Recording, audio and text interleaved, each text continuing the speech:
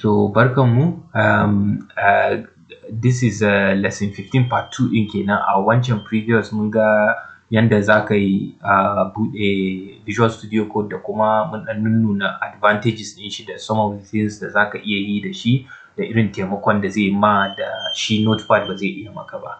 So a nan za mu fara lesson 15. Notice abin da zan yi ba sai na koma folder nan ba. Nan kawai I'll select lesson 14. Gashi ya buɗe min lesson14.html sai in je in yi zan iya daga nan ma kawai I'll just go to file in ce save as. An gane kamar yadda muke yi a da, amma yanzu ba sai mun koma ba. We'll just say save as a nan, sai mu zaɓi a nan muke so mu yi saving ɗin shi, sai mu ce lesson015.html sai in sa save.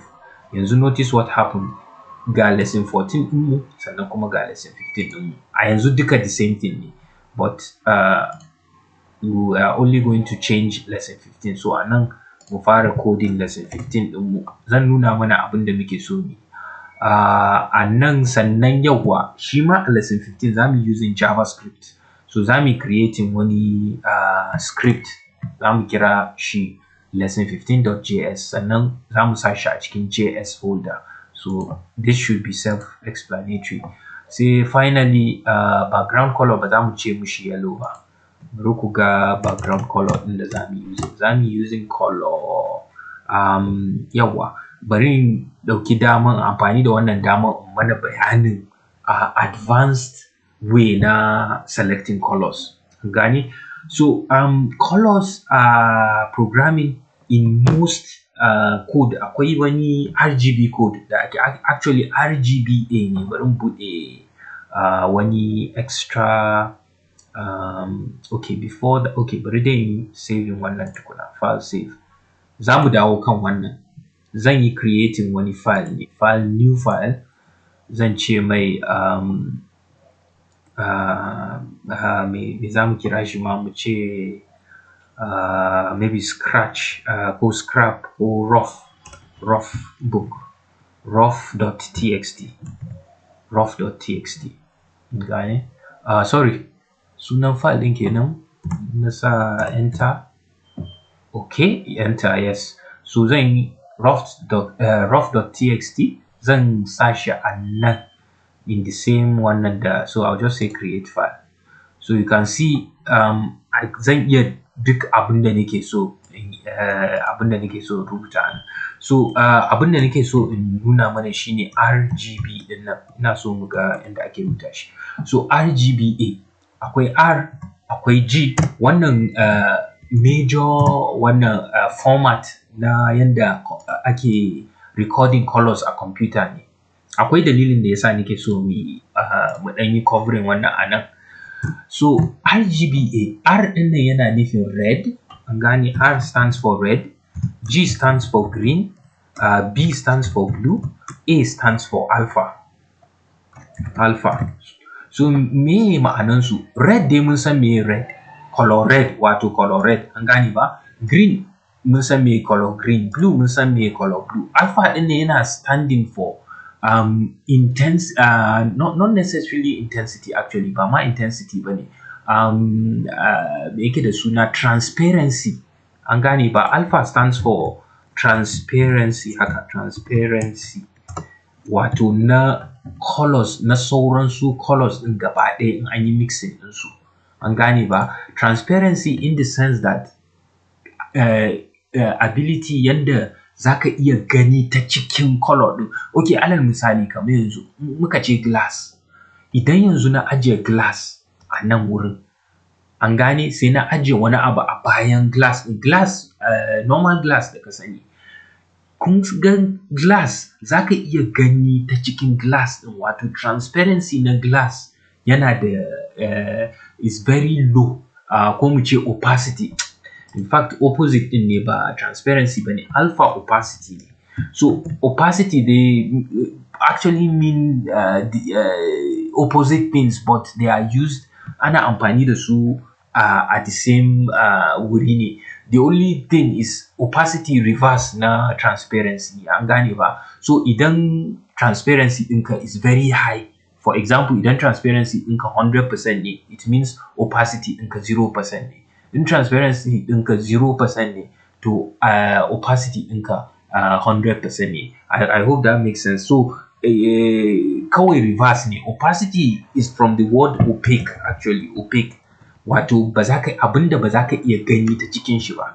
So back to bayanin da nake yi na glass. Kun ga glass, opacity na glass is very low depending on wani irin glass ne. Wato it is low in the sense that za ka iya ganin abin da ke bayan wannan glass din.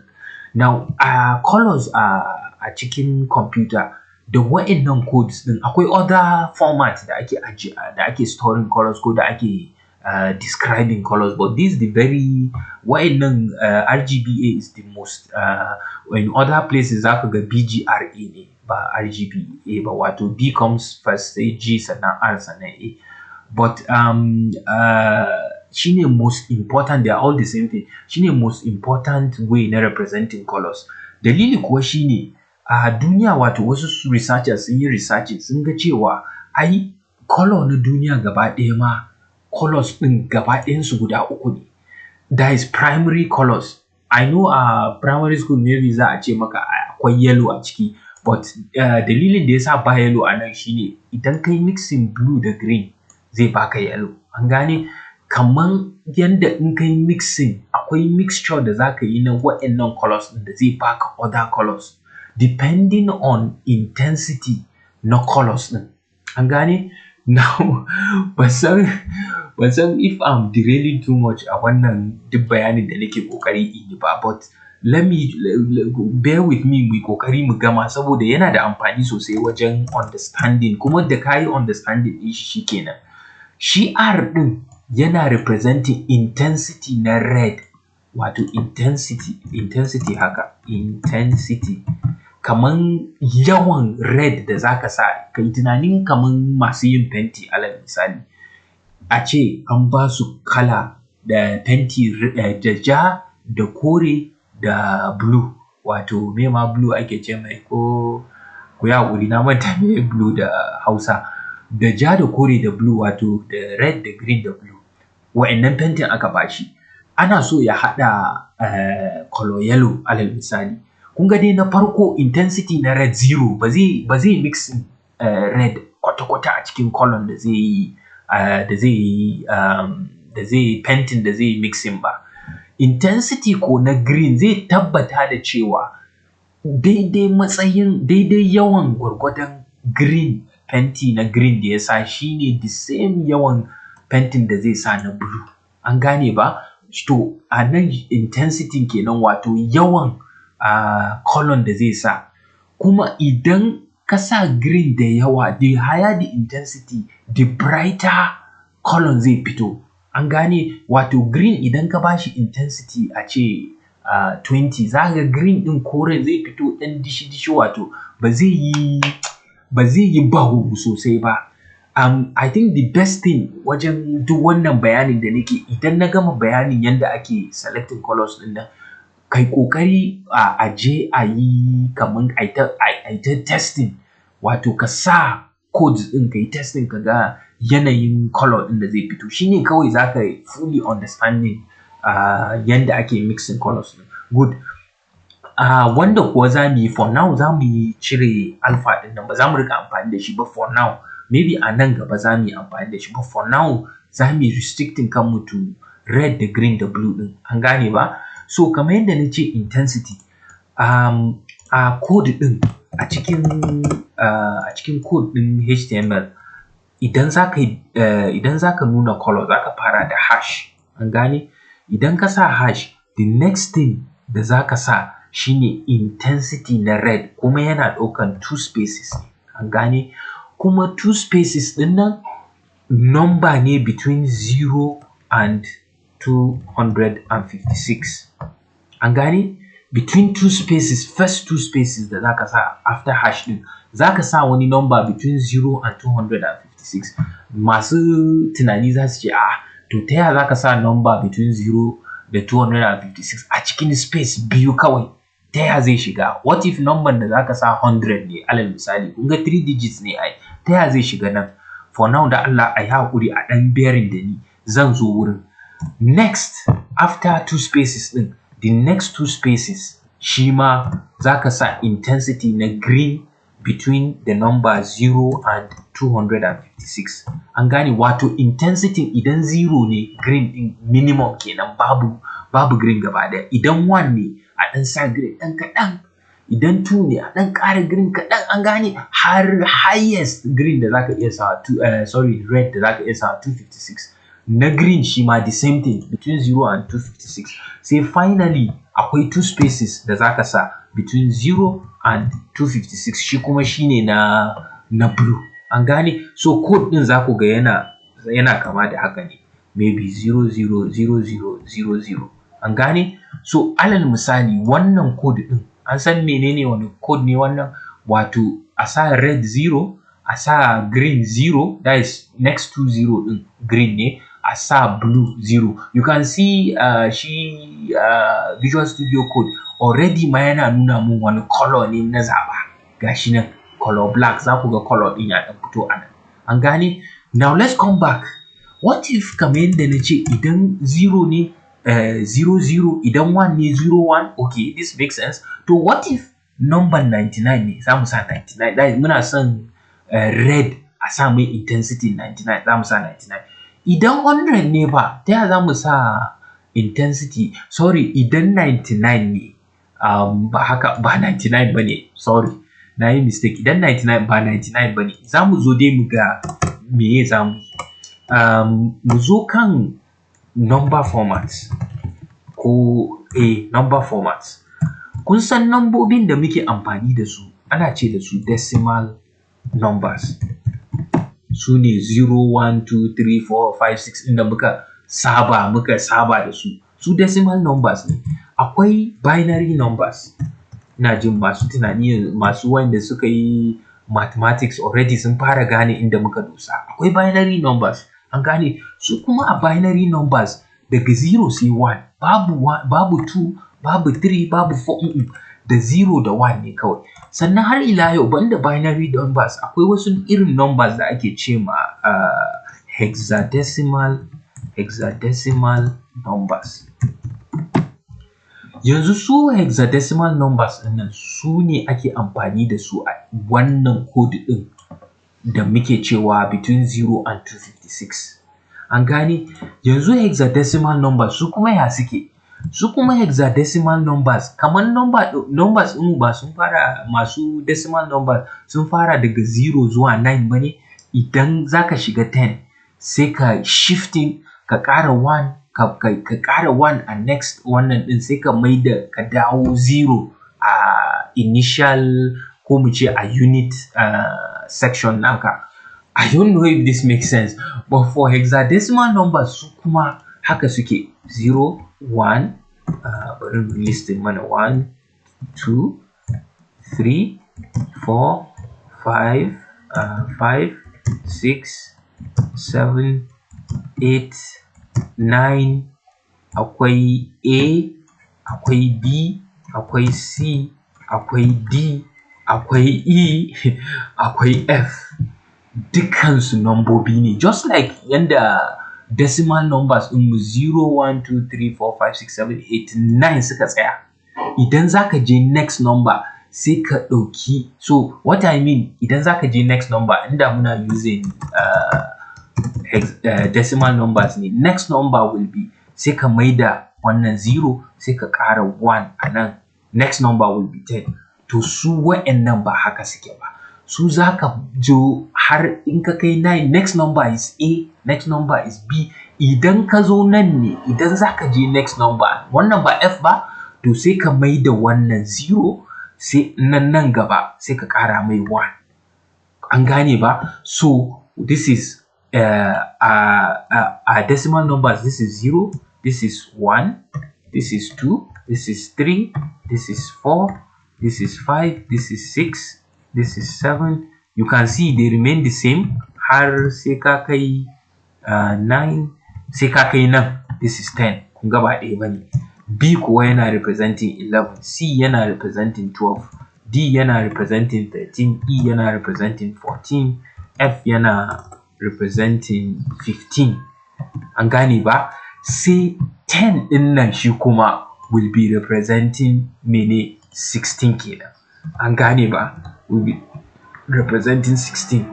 I don't know if this makes sense. Bari in ɗan yi spacing mana buga yanda suke.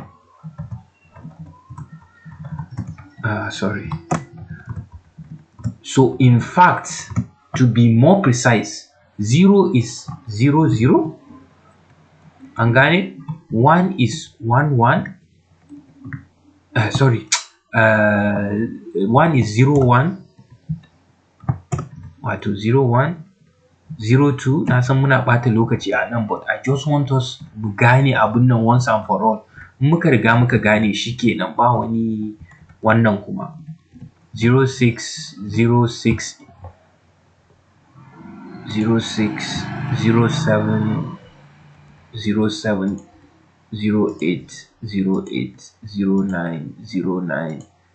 Sai wannan 0A shine 10, 0B shine 11, 0C shine 12, 0D shine 13, 0E shine 14, 0F shine 15, say 10 shine 16. Now this is hexadecimal. Za ku iya ci gaba. 17 zai zama 1 1 kenan. An gane, sai a ci gaba kuma daga farko. A ci gaba da ƙara wannan 1 3 har sai ka kai 1F. Idan ka kai 1F, the next number sai ya zama 2 0. An gane? This is haka hexadecimal number suke. An gane ba? So idan ka kai, za ka ga the highest number a hexadecimal FF ne. An gane ba? Kuma FF din nan in kai converting din shi, in ka duba, za ka ga is equivalent to 255.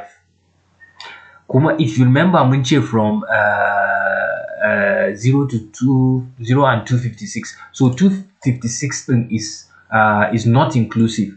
So duka numbers din gaba ɗayan su in ka ɗirga su guda 256 ne. The last one is 255. An gane ba? So including 0, in ka ɗirga har da 0 shine making na 256 din. So FF is equivalent to 255. An gane ba? So wannan shine hexadecimal numbers. So idan aka zo wajen sa yawan shi red din, so imagine in ka sa kaman a ce something like EF a nan. An gane? So akwai wani formula na in kana so ka san wannan a decimal menene. What you do is za ka ɗauki za ka ɗauki menene yake representing. In ka duba yana representing shine second to the last, yana representing 14 ne ba? So za ka yi 14 times 14 times 2 to the power of ina zuwa haka ne ma? 14 times ga na manta ko 2 to the power of ina zuwa, bari in tuna, bari in browsing, zan yi pausing in nemo. There's a formula na convert. Okay, so na dubo formulan, it will be 14 times say 16. Wato 16 yana representing hexadecimal format din. An gane ba? 14 times 16 to the power of, because wannan E din yana shine kaman number 1. Zaka fara from the right ne. F yana space din 0, E yana space din 1. In akwai wani a nan, for example, maybe A ya zama a ce AEF ne. F yana 0, E yana unit na 1, sai A yana unit na 2. An gane? So E yana unit na 1. So it will be 16 to the power of 1. 16 to the power, ya ma ake rubuta to the power of, ina jin arrow, up arrow din nan ne. Kaman ba mu da shi a, okay, gashi nan, carat. To the power of 1. An gane? Say plus, say next F times shima, F times 16 to the power of ina carat, to the power of 0. anything to the power of 0 is 1, so this will be f kenan. F remains f. An gane ba, kuma f yana representing 16, so it will be 16. I don't know if an gane me nike yi, so it will be 14 times 16. 16 to the power of 1 is 16. So it will be 14 times 16 plus 16 shine decimal wannan na EF. We can try that with FF. Kamar in kun tuna mun ce FF is 256 ko, so in ka ɗauki first F din, it's representing it's representing 15. F is representing 15. Say ka yi times, say times 16 to the power of 1. Times 16 to the power of 1, it remains 16. So that means 15 times 16 plus, say, second F din shima is 15. So times 16 to the power of 0, which is 1, so plus 15 kenan. So me 15 bari nemo calculator na. We should be able to get 255. Calculator, which is 15 times 16 equals, say, me plus 15. You can see we get 255 shine representation na FF. Anyway, idan duka wannan ya zama maka matsala, zaka iya zuwa akwai online hexadecimal converter. So kace online decimal to hex converter. An gane ba, in ka zo nan bari mu ga wannan, for example ga sunan dai da yawa, akwai online decimal to hex. So zaka iya enter decimal, zaka iya rubuta decimal number ka, a ce 243 for example, sai ka ce convert. Kun ga hex din 243 is F3. An gane ba, F3 shine 243. In ka ce for example mu ce 22 convert, kun gani it's 16 shine hexadecimal format na. So in case it can even work the other way. I think in ka goge wannan ka sa a nan, probably mu ce 20 mu ce A.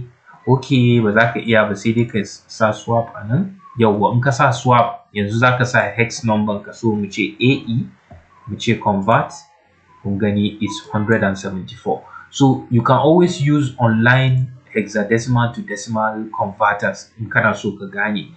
Yanzu after all bayanin nan da nake, ina so in nuna mana abinda abinda muke so mu yi a nan ne.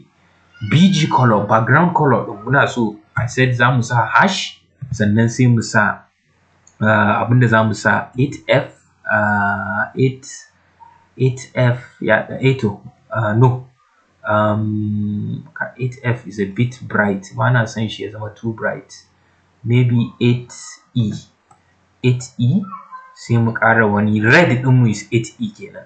Sai green ɗinmu is 8E. Blue ɗinmu is 8E. What this will do is mun sa the red, the green, the blue dukansu in equal quantity, but ba mu sa shi in full ba. An gane, red ɗin is not full, green is not full, blue is not full. The result da zaka samu is going to be a gray color. Kuma gray color din zai zamanto bai da haske sosai. So idan muka yi saving, na yi Ctrl S, sai mu buɗe wannan ɗinmu.